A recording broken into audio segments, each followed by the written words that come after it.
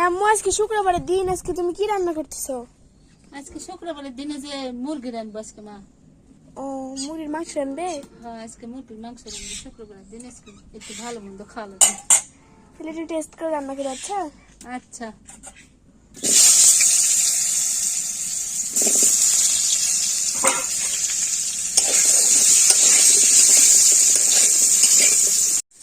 এই যে আমার আলু কিনে লাল লাল করে ভাজা হয়ে গেছে, এখন আমি তুলে নেবো।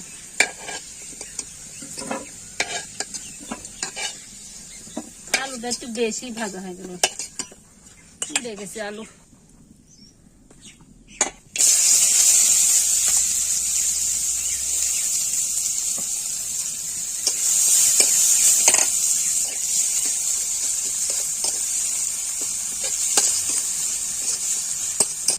তোমার পেঁয়াজ গুলো লাল লাল করে হয়ে গেছে, এখন এই যে মশলা ঢালে দেবো।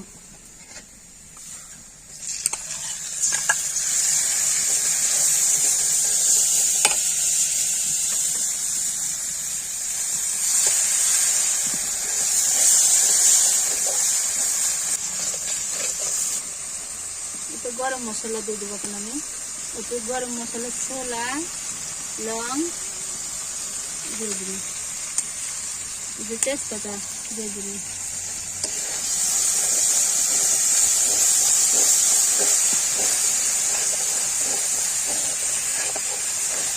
তো বন্ধুরা, আজকে আমাদের দুপুরে রান্না হচ্ছে, এই তো হচ্ছে ব্রয়লারের মাংস। যেহেতু আজকে শুক্রবার, তার কারণে আমার আম্মু ব্রয়লারের মাংস রান্না করতেছে।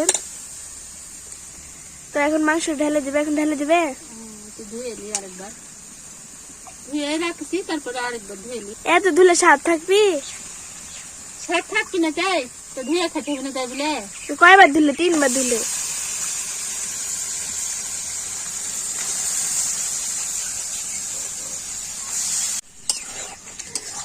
তরকারি কালারটা কিন্তু সে আসছে আম্মু। এখনো রাঁধতেই পারিনি, আর কালার আছে এখন পেয়ে গেছি। হয় যে কি সুন্দর কালার আসছে, চুলা তো সেই ধরছে। কষাচ্ছি এখন। এতক্ষণ তো চুলা ধরছিল না, এখন সেই চুলা ধরছে।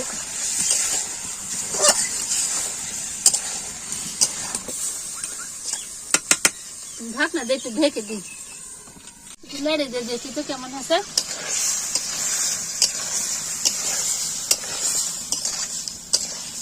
আলু করে একবারে ঢালে দিই। দাও, এই যে আলুগুলো ঢেলে দিই, একবারে কষানি।